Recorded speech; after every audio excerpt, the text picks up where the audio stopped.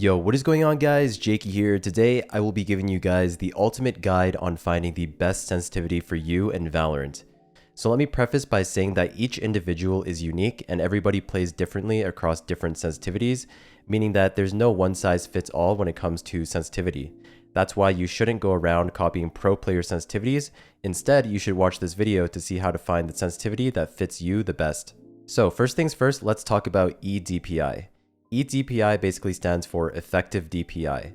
So in order to calculate your EDPI, all you need to do is multiply your mouse DPI with your in-game sensitivity, and this will give you a number which is your EDPI. So in order to find the DPI of your mouse, all you need to do is go into your mouse software. If you're using a gaming mouse like a Logitech or a Razer, usually comes with software which you can use to check your DPI.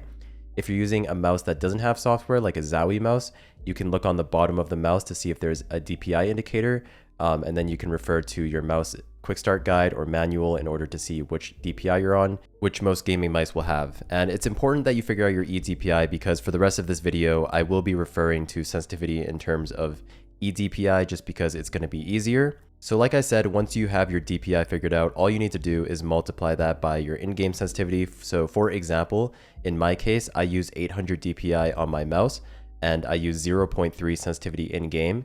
And if you multiply those two together, you will get 240, which is my EDPI. And so you can just apply that to your DPI and sensitivity in-game. Okay, so let's start off with this effective DPI range chart that I made. And basically what this is showcasing is basically I gathered a ton of pro players and looked at their EDPI, and basically most of their sensitivities will fall somewhere inside of this range. So you can see that there's a red section, yellow section, and a green section. And basically the green section is where you want to aim to be around, but you can also be in the yellow section as well. And anything in the red section you want to typically stay away from. There are some cases of players that fall into the red section, but those are very unique cases. To stay safe, you want to stay somewhere in between the yellow and the green range of EDPI. So anywhere below 160 EDPI is probably going to be too low for Valorant, and it's just not going to be a comfortable sensitivity to play on. And vice versa, if you're anywhere above 400 EDPI, that's just too high and you might not have as much control over your mouse.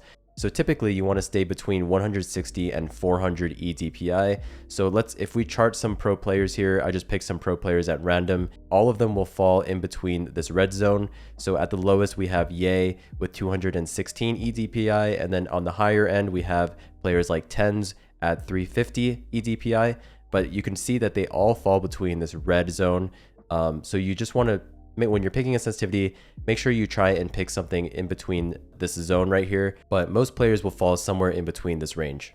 Okay, so now let's talk about which DPI to use. So there's actually a lot of debate around this, and there's videos out there saying that higher DPI results in less pixel skipping, etc., which is actually true. The higher DPI you have, the less pixel skipping there will be, but it's nowhere near drastic enough to justify using a high DPI. So at the end of the day, DPI really just comes down to personal preference. Whether you use 400, 800, 1600, 3200 DPI, it is all personal preference, because at the end of the day, what really matters is your effective DPI, which you can always get just by changing your in-game sensitivity. I would say for DPI, whatever you think is comfortable in the buy menu, that's the only time where you can really feel your DPI is when you're opening the buy menu. So if you want to be fast around the buy menu, then you can use a higher DPI. If you like more control in the buy menu and you tend to misclick a lot, you can use a lower DPI. So whatever you think is comfortable in the buy menu is the DPI that you should stay with. Okay, a couple other miscellaneous things that we should touch on before we actually get into the method for finding sensitivity is number one, disabling enhanced pointer precision in Windows. This actually does not affect your aim in Valorant at all because Valorant uses Unreal Engine, which has raw input on by default. I actually made a completely separate video on this. If you're interested, I'll leave a link in the description below. But yeah, enhanced pointer precision does not affect your aim in Valorant, but it's still good practice to turn it off. So all you need to do is open up your control panel, search mouse, and then you can turn it off in there. Enhanced pointer precision, just make sure that's unchecked for all your other games. But like I said, in Valorant, it actually doesn't affect it at all.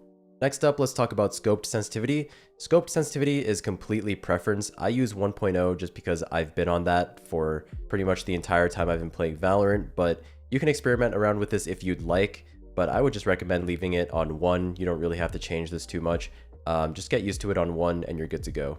And finally, raw input buffer. I don't personally feel a difference when I use this on or off, but Riot does say that it can decrease input lag in your mouse, so I would just recommend leaving raw input buffer on and just leave it there, honestly. Okay, and with that out of the way, let's get into how to find the perfect sensitivity for you. So the first method that I like to use is you want to hop into the training range and then you want to just spawn in a bunch of bots. And what you want to do is you want to place your crosshair on one of the bots' heads and you want to strafe left and right with your AD keys and just keep strafing left and right while trying to keep your crosshair perfectly on the bot's head. And basically the whole point of this is you want to see how comfortable you are tracking a stationary object. And so we're just going to use the bot's head here and you're going to try and track it as well as you can. And if you feel like you're falling behind a little bit, that might mean that you need to up your sensitivity. And if you find that you keep over aiming on the bot's head, that might mean that you need to lower your sensitivity. And you don't have to do this on the bot's head. You can actually just shoot the wall, make a bullet hole, and track that as well. Just pretty much anything that's stationary. All we're doing is getting a general feel of if our sensitivity is too low or too high by tracking a stationary object. Okay, so after you have that done and you have it tuned in a little bit better, the next step we're going to do is we're going to use medium bots or hard bots, depends on your level. We can just start with medium bots here in this example, and then what we're going to do is we're going to aim right at the middle pillar, and as the bots spawn in, you want to flick to them and see if you can kill them or not, and then flick back to the middle and keep repeating this process. I recommend recording this with any software that can record, such as OBS or Shadowplay. So turn that on and record yourself doing this. So you want to record yourself flicking to the bots and then flicking back to the middle. And then you want to see whether you're under aiming or over aiming these bots. So if you're under aiming the bots, that means obviously your crosshair isn't reaching the bot's head. And if you're over aiming, that means you're flicking past the bot's head. And so you want to use this basically to decide whether your sensitivity is too high or too low. So obviously if you're over aiming the bots, that might mean your sensitivity is a little bit too high. And if you're under aiming the bots, then that might mean your sensitivity is a little bit too low. Now, obviously there's human error, so you can't be perfect all the time. So if you're under aiming and over aiming, that might just mean you're not used to your sensitivity yet. But if you see that you're over aiming 90% of the bots, then typically that means you should turn your sensitivity down. And if you're under aiming the bots like 90% of the time, then that could also be a sign that you need to turn your sensitivity up.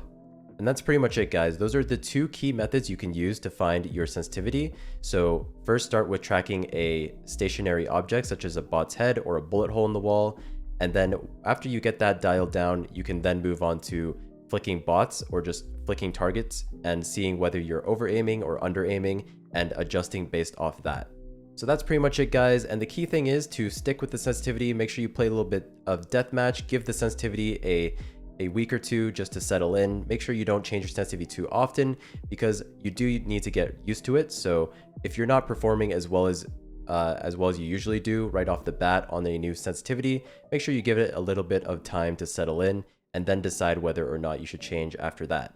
That's pretty much it, guys. I hope this video helps you out and helps you find your perfect sensitivity. And if it did, make sure you leave a like, comment, and subscribe, and I will see you in the next one.